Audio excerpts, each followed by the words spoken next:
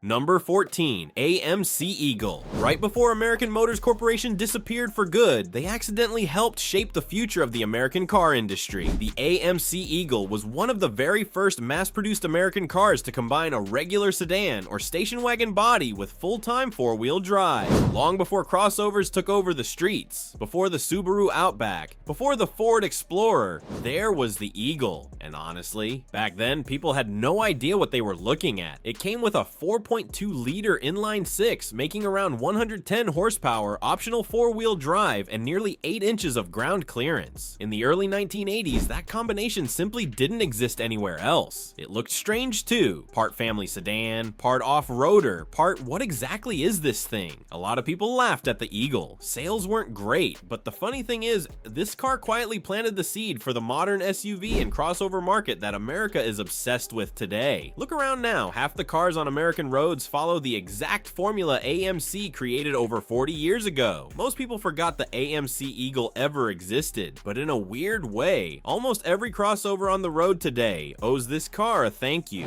Number 13, Saleen S7 Twin Turbo. For years, Steve Saleen built his reputation by modifying Mustangs, but the S7 was something completely different. This wasn't just another tuned muscle car, this was America stepping directly into Ferrari and Lamborghini territory. When the Saleen S7 launched in 2000, it already looked unreal. Carbon fiber body, mid-engine layout, race car proportions, and a naturally aspirated 7.0-liter V8 pushing 550 horsepower. Then came the twin turbo version in 2005, bumping the output to 750 horsepower and giving the car a top speed of nearly 250 miles per hour. And suddenly, this tiny company from California had built one of the fastest cars on earth. 0 to 60 happened in just 2.8 seconds. At the time, those numbers sounded almost impossible for an American supercar, but the S7 wasn't built to follow European exotics. It was built to challenge them head-on. Production stayed extremely limited, which is part of why the S7 feels almost mythical today. But that's exactly what makes it special. The Saleen S7 proved that America didn't just know how to build muscle cars. America could build true world-class supercars too.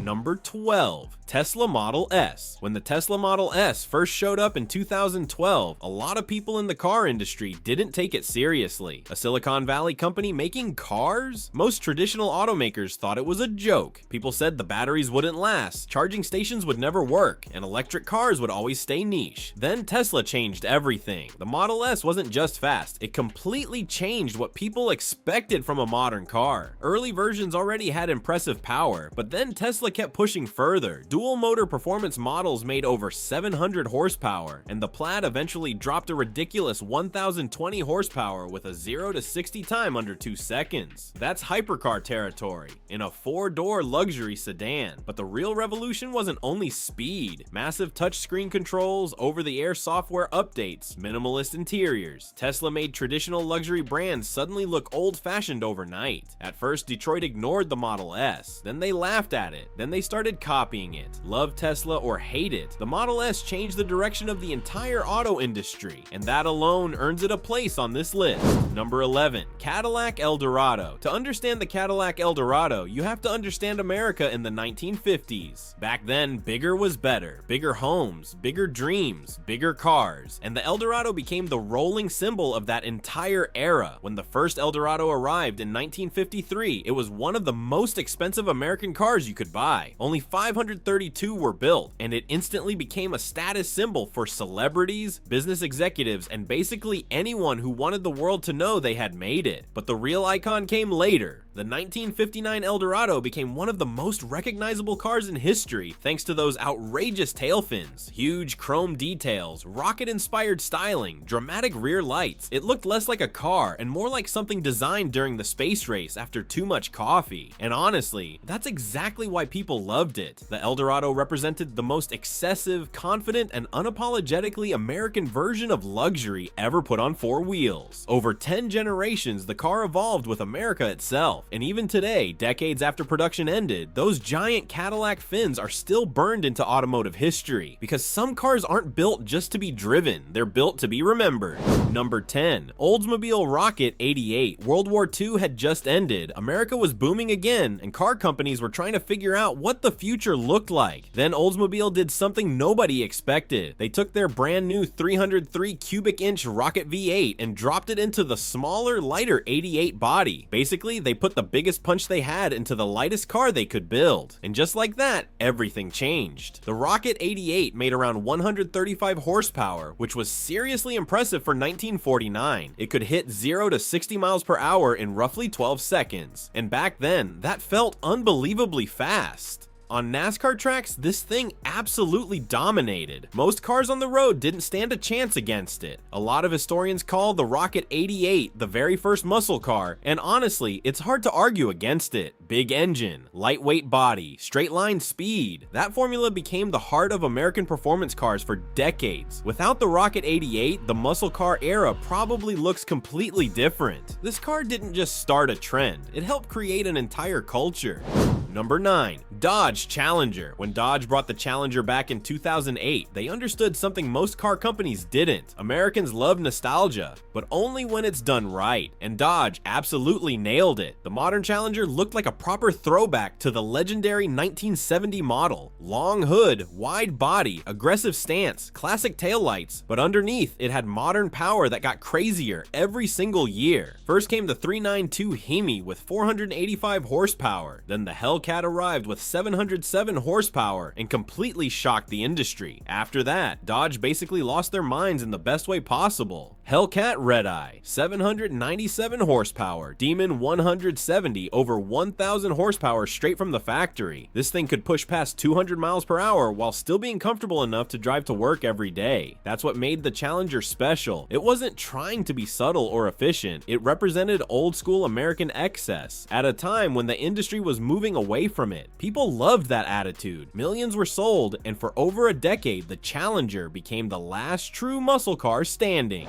Number 8. Pontiac Firebird Trans Am. In 1977, one movie changed everything for the Trans Am. Burt Reynolds driving a black and gold Firebird across the South in Smoky, and the Bandit instantly turned this car into a cultural icon. Dealerships couldn't keep them in stock after that movie released. But the Trans Am was already special before Hollywood got involved. The shaker hood, the massive V8 engines, and especially that legendary screaming chicken hood graphic gave the car a personality unlike anything else on the road. It looked loud, rebellious, and unapologetically American. Then the 1980s came around, and somehow the Firebird became famous all over again thanks to Kit T from Knight Rider. Two completely different eras, two massive pop culture moments, and the Trans Am won both times. Underneath all the style was real performance too. The late 70s and WS6 cars especially gave drivers serious power and handling for the era. When Pontiac killed the Firebird in 2002, it felt like more than just another car disappearing. It felt like a piece of American car culture disappeared with it.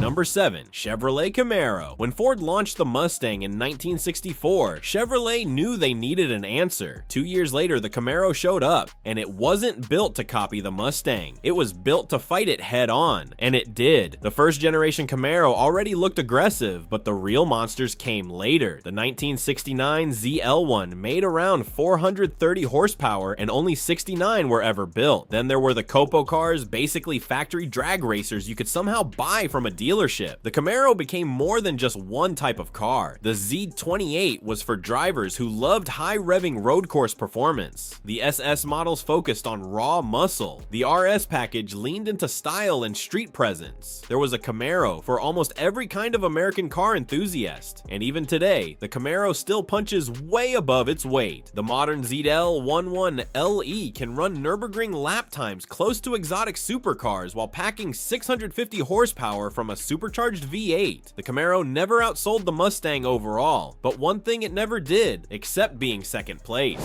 Number 6. Dodge Charger. You can't look at a 1969 Charger without thinking about movie history. Bullitt, The Dukes of Hazzard, Fast and Furious. The Charger became one of the most recognizable American cars ever filmed. But what made it legendary wasn't Hollywood, it was what this thing could actually actually do on the road and the track. The wildest version was the 1969 Charger Daytona. Dodge built it for one reason: dominate NASCAR. That giant rear wing and extended nose cone weren't for looks. They were designed to slice through the air and push the car past 200 miles per hour, which was absolutely insane for the late 1960s. Then there was the legendary 426 Hemi FAW8, officially rated at 425 horsepower, but everybody knew the real number was much higher. Dodge intentionally underrated it because insurance companies were already panicking over muscle cars, and somehow the Charger survived every era after that. Today's Charger turned into a 4-door muscle sedan with up to 700 plus horsepower in Hellcat form, becoming one of the most ridiculous production sedans America ever built. No matter the generation, the Charger always gave off the same energy. Don't mess with this car. Number 5, Dodge Viper. The Dodge Viper exists because a few car guys at Chrysler basically asked themselves one dangerous question: what if we built a modern American Cobra with absolutely zero compromises? And somehow, they actually did it. The original Viper came with an 8.0 liter V10 pushing around 400 horsepower, stuffed into a lightweight body with side exhausts, massive tires, and almost no driver aids whatsoever. No traction control, no stability control. Early cars didn't even have airbags or proper windows. Driving a Viper demanded your full attention every second. The car had a reputation for genuinely terrifying people, and honestly, that reputation was earned. Early owners even burned their legs on the side exhaust pipes before Dodge added extra heat shielding later on. But that rawness is exactly why people fell in love with it. The Viper never tried to be polished like a Ferrari or high-tech like a Nissan GT-R. It was loud, aggressive, unpredictable, and completely unapologetic about it. Number 4, Pontiac GTO. The Pontiac GTO wasn't just another muscle car. This was the car that basically started the entire muscle car movement. Back in the early 1960s, GM had strict rules against putting big engines into smaller mid-sized cars, but Pontiac engineer John DeLorean decided those rules were boring, so he stuffed a massive 389 cubic inch V8 into the Pontiac Tempest anyway, and called it the GTO option package. Technically, he found a loophole. The result completely changed American performance cars forever. The GTO made around 325 horsepower and could hit 0 to 60 miles per hour in about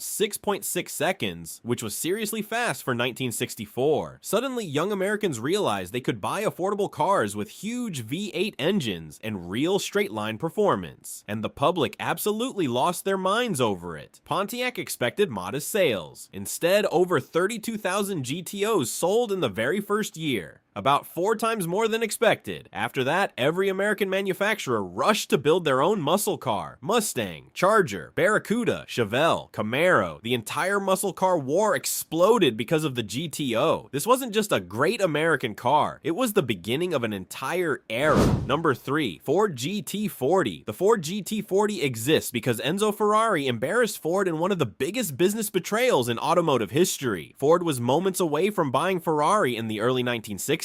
The deal was basically done until Enzo Ferrari suddenly walked away from the table. Henry Ford II took that personally, very personally, so Ford decided to beat Ferrari where it hurt most: Le Mans. The mission was simple: build a car capable of destroying Ferrari on the world's biggest racing stage. Unlimited budget, no excuses. The GT40 got its name from its height, just 40 inches tall. The car sat so low that drivers practically had to fall into the cockpit. Early versions were insanely fast but unreliable, and Ford struggled badly at first. Then Carroll Shelby stepped in, the team fixed the car, and everything changed. In 1966, Ford arrived at Le Mans and completely humiliated Ferrari. GT40S finished first, second, and third in one of the most iconic moments in racing history, and Ford didn't stop there. The GT40 went on to win Le Mans 4 years in a row, something no other American car has ever matched. This wasn't just a race car anymore. It became proof that America could dominate the world's biggest motorsport stage.